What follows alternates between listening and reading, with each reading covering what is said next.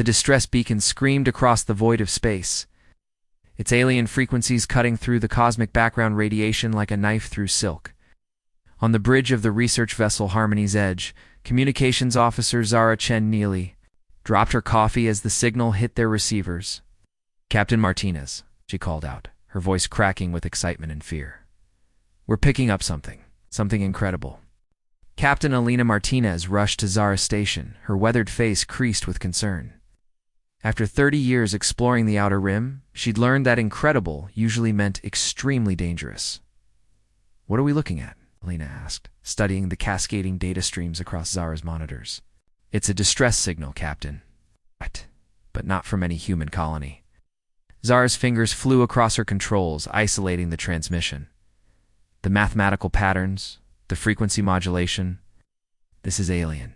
Definitely alien." The bridge fell silent, except for the hum of life support systems. Dr. James Wright, the ship's xenobiologist, leaned forward in his chair, his eyes wide behind thick glasses. "Are you certain?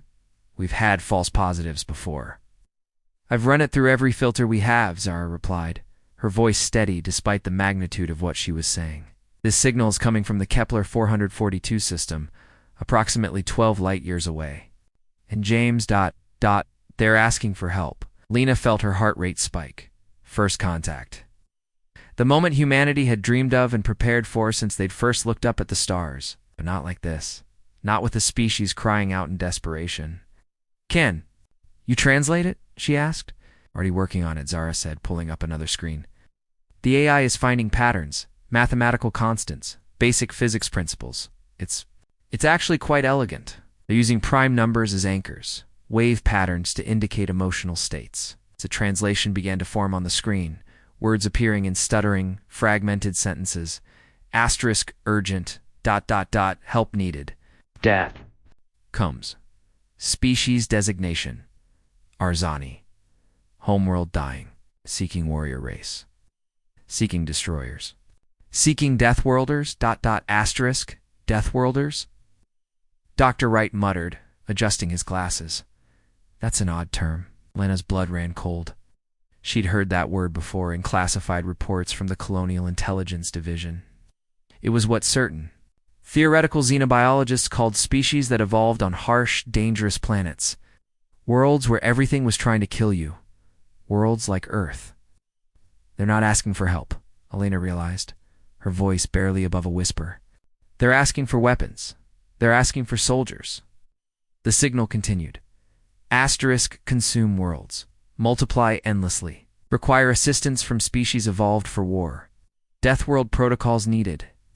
Will trade technology. Desperate... asterisk, Captain. Zara said, her face pale. "There's more. The signal contains coordinates, star charts, and ... tactical data. They're showing us something called the swarm." Elena's mind raced. The Arzani had sent their SOS into the void, hoping to reach a species capable of violence, a species evolved for war. They had no idea that their message had been intercepted by humanity, a species that had turned their violent world into something approaching paradise through centuries of struggle and growth. But as Alina looked at the tactical data streaming across the screens, showing vast clouds of creatures consuming entire star systems, she realized something else. The Arzani might have gotten exactly what they needed. "Set course for Kepler 442, she ordered. "Maximum burn, Captain." Dr. Wright stood up, his face concerned. "Shouldn't we contact Earth Command first?" "This is first contact protocol, Doctor." Alina interrupted, studying the data showing planets being stripped bare by something called the swarm. "By the time we get authorization from Earth, there might not be anyone left to contact." As the Harmony's Edge changed course and accelerated toward the Kepler system, none of them realized they were about to become humanity's first. Your ambassadors to a galaxy that had been waiting for Deathworlders to arrive. But the galaxy had no idea of what Deathworlders were truly capable of when they chose to help instead of harm. ##. Chapter 2. The Arzani Revelation 12 days of hyperspace travel felt like an eternity. Alina paced the bridge, watching the countdown timer tick toward their arrival at Kepler 442. Dr. Wright had spent the time analyzing every piece of data from the alien signal. While Zara worked tirelessly to improve their translation protocols. Dr. Wright called out, his voice tight with exhaustion and wonder. You need to see this. Alina approached his workstation, where holographic displays showed complex biological and technological analyses. What have you found? The Arzani aren't what we expected, Wright said, manipulating the hologram to show a delicate crystalline humanoid form. They're silicon-based, evolved on a garden world with low gravity and minimal environmental pressures. Their entire civilization is built around harmony, cooperation, and what they call the gentle path. Gentle. Alina frowned. Then why are they asking for warriors? Wright's expression grew grave. Because they're facing something they have no concept of how to fight. Look at this. The display shifted to show massive insectoid creatures swarming across the surface of a planet.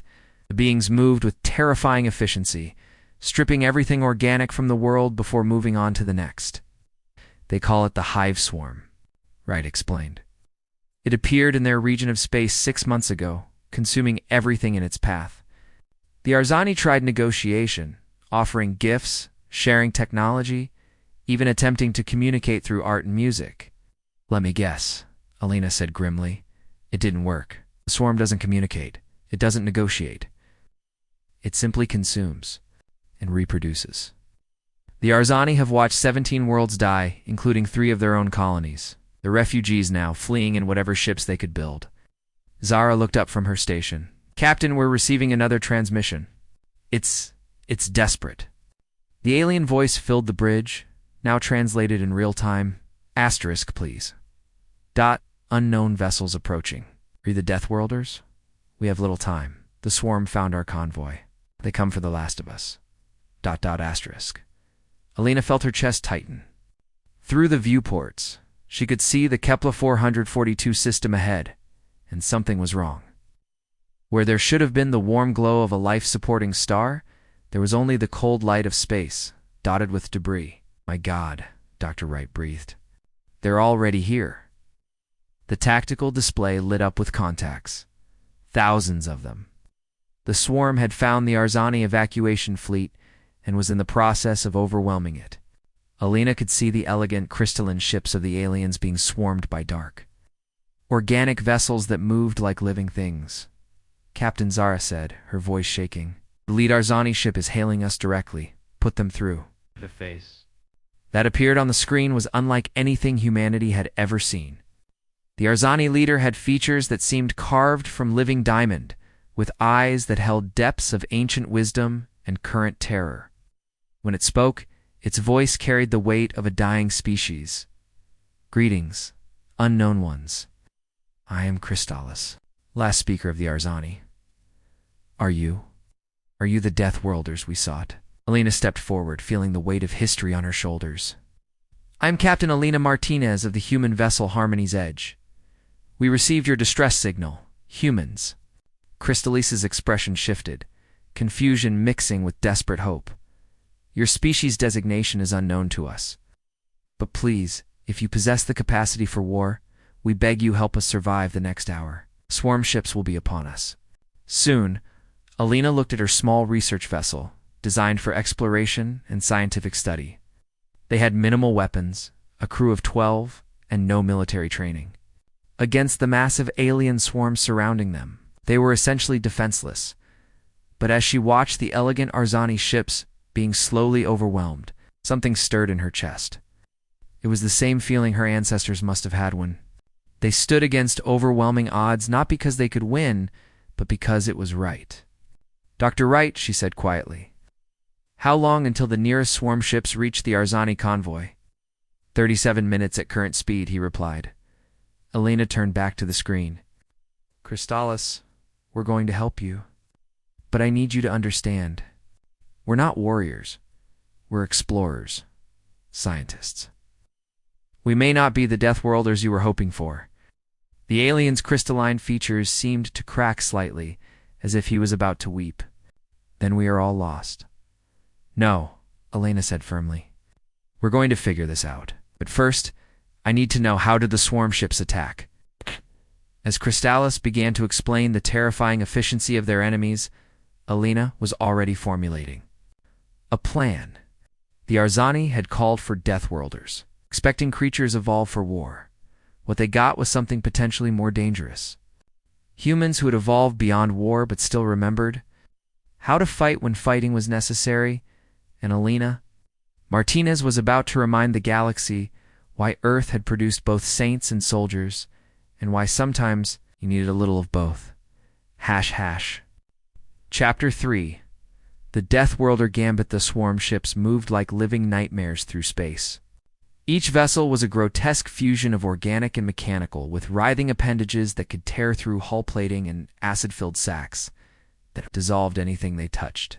Elena watched in horror as one of the Arzani ships was consumed, its crystalline hull dissolving under the assault. Captain Zara called out, her voice steady despite the chaos. "I've established a direct link with the Arzani fleet. We can coordinate their movements." "Dr. Wright, what's our weapons inventory?" Elena asked, never taking her eyes off the tactical display. "We have 2 mining lasers, a handful of survey drones, and our emergency flares," Wright replied. "Against those things, you might as well be throwing rocks." Elena smiled grimly. "Doctor, you clearly didn't study much human history. Sometimes, rocks are exactly what you need." She opened a channel to the Arzani fleet. "Crystallis, I need you to trust me. Have all your ships form a defensive sphere around my vessel. When I give the signal, I want you to fire every weapon you have at the center of the largest swarm cluster." Captain Martinez Crystallis replied, his voice confused. "Our weapons are designed for mining and construction. They cannot penetrate. Swarm armor, they don't need to," Elena said. "Just do exactly what I tell you." She turned to her crew. "Zara, I need you to hack into our mining drones and reprogram them." "Dr. Wright, how much hydrogen do we have in our fuel reserves?" "Enough." "For 6 months of operation," Wright replied. "But Captain, if you're thinking of using it as a weapon—" "I'm not thinking of using it as a weapon," Elena interrupted. "I'm thinking of using it as bait." The swarm ships had detected the human vessel and were now moving toward them with terrifying speed. Elena could see the details of their construction, living ships that pulsed with malevolent intelligence. Their surfaces covered in sensory organs that tracked prey across vast distances. "Crystallis," Elena said into the com. "The swarm, what do they need to survive?" "They consume all organic matter," the alien replied. "They can metabolize any carbon-based life form, any biological material. They seek out the richest sources of hydrogen," Elena finished. "They need hydrogen for their metabolism, just like almost every other life form in the galaxy." She turned to her crew. "We're going to give them exactly what they want." Working frantically, Zara reprogrammed the mining drones while Dr. Wright began venting hydrogen from their fuel tanks in a carefully controlled manner. Elena watched the tactical display as the swarm ships altered course, drawn to the hydrogen signature like sharks to blood.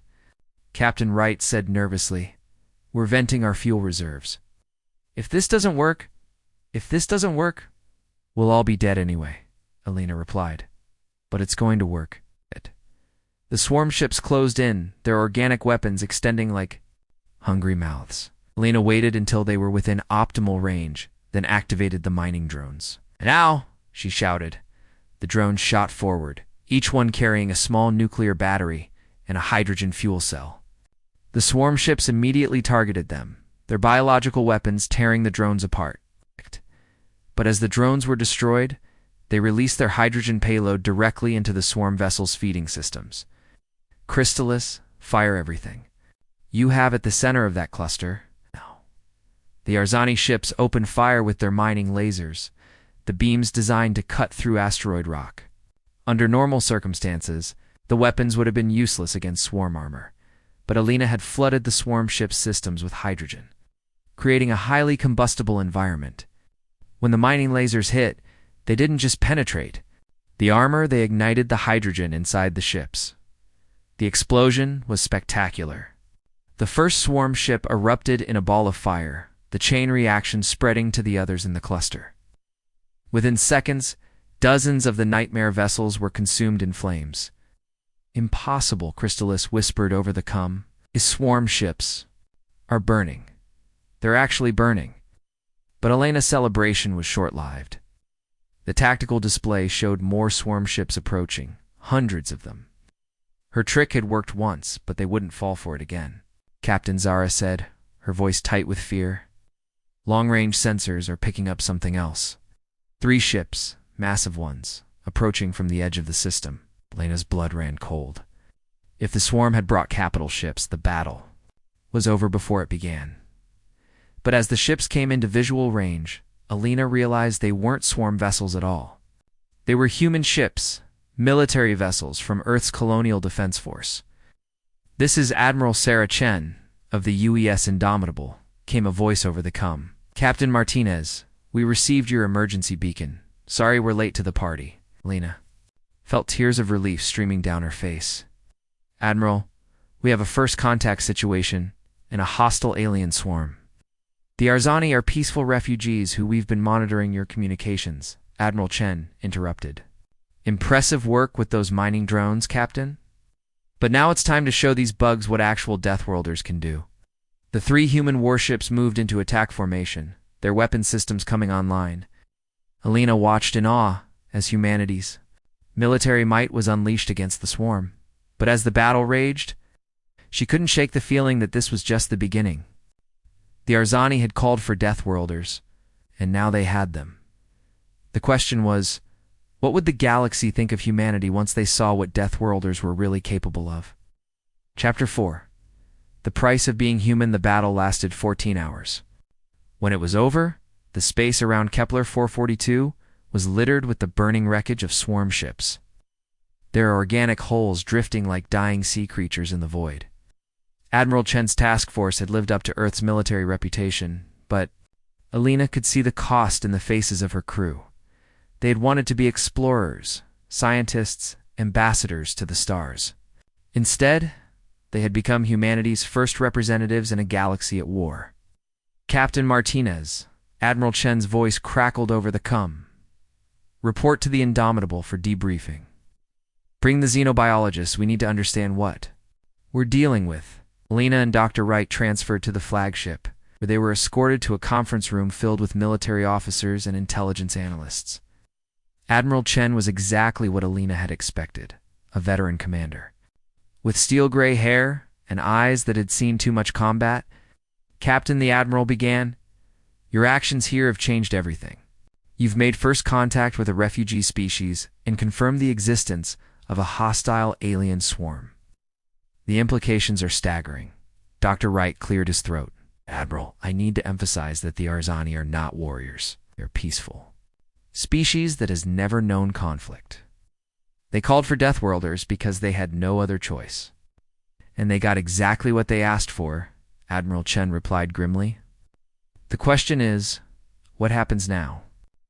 A holographic display activated, showing the region of space around Kepler 442. Red markers indicated swarm activity, spreading like a plague across multiple star systems. Intelligence suggests the swarm has consumed at least 50 worlds in the past year, Admiral Chen continued. "They're not just random predators, they're coordinated, intelligent, and utterly ruthless. The Arzani may have been the first species to reach out to us, but they won't be the last." Elena studied the display, her mind racing. "Are you saying we're looking at a galactic war?"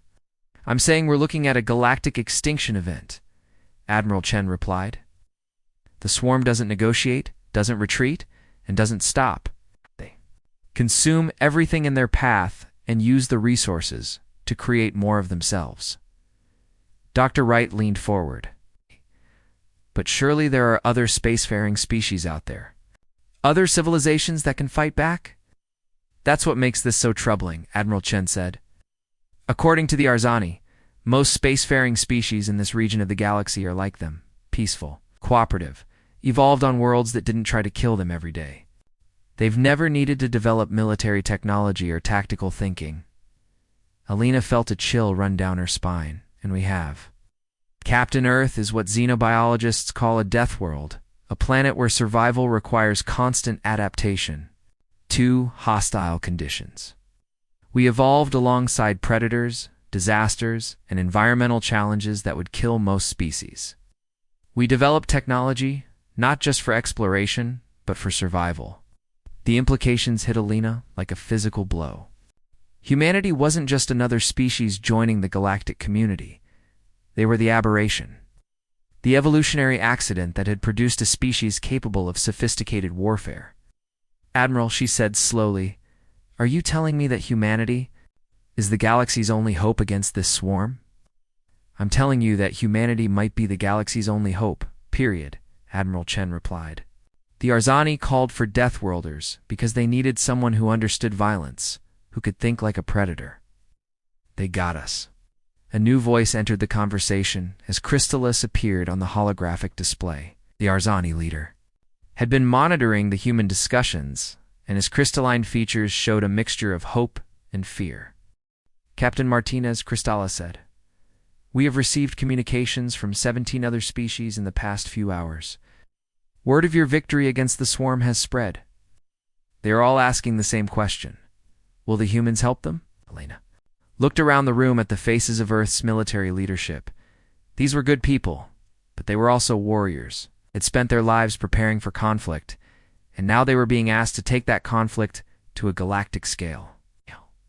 "Are you asking us to do?" Alina said. "We're asking you to be what you are," Crystallis replied. "The swarm cannot be reasoned with, cannot be negotiated with, cannot be appeased.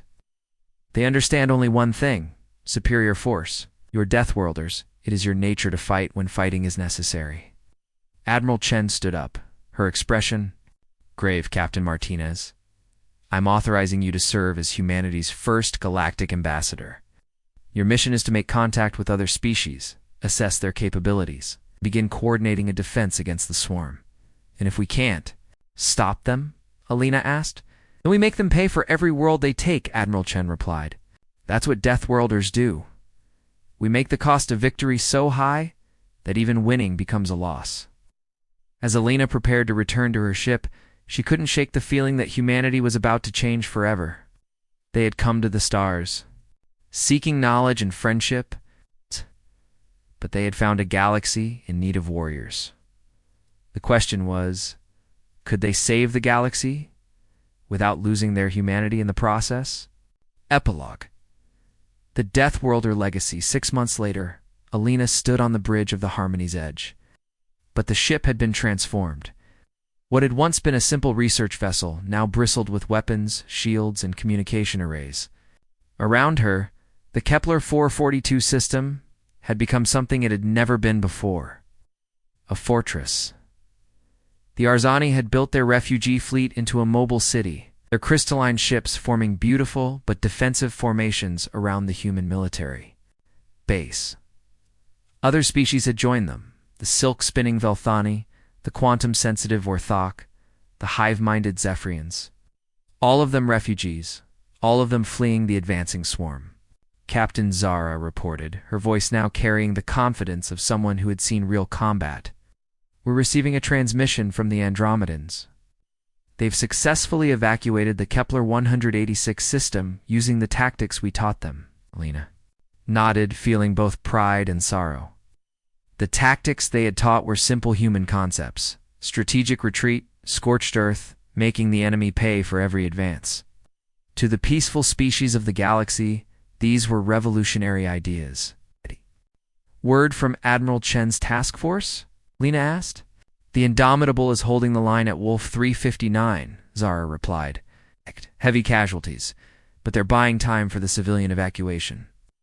Dr. Wright looked up from his workstation where he was analyzing the latest intelligence on swarm capabilities. "Captain, I've been thinking about something," Crystallis said. "About us being Deathworlders. What about it?" "The other species see us as warriors because we know how to fight, but that's not what makes us Deathworlders," Wright said. "What makes us Deathworlders is that we know when to fight and when to protect. We don't just survive, we help others." "Survive." Alina smiled, remembering her first encounter with the Arzani. They called for Deathworlders, expecting to find destroyers. Instead, they found guardians. Wright finished. The tactical display showed the current state of the galactic war. The swarm controlled nearly a third of the local spiral arm, but their advance had slowed. The refugee fleets had learned to fight, guided by human tactical doctrine. More importantly, they had learned to work together. Captain Crystallis's voice came over the comm. The combined fleets are ready for the counteroffensive. The swarm has taken our worlds, but they do not understand what they have awakened, Alina looked out at the assembled fleet, hundreds of ships from dozens of species, all working together for the first time in galactic history. They'd come together not through conquest or domination, but through the simple human belief that some things were worth fighting for. Admiral Chen Alina said into her comm, "This is Captain Martinez. All fleets report ready for Operation Death World." "Copy that, Captain. Remember, we're not just fighting to win. We're fighting to show the galaxy that there's something worth preserving. That's what Deathworlders really do." As the massive Allied fleet began to move toward the swarm's core territories, Alina reflected on the irony of their situation. The Arzani had sent their SOS to the wrong species, expecting to find creatures evolved for war.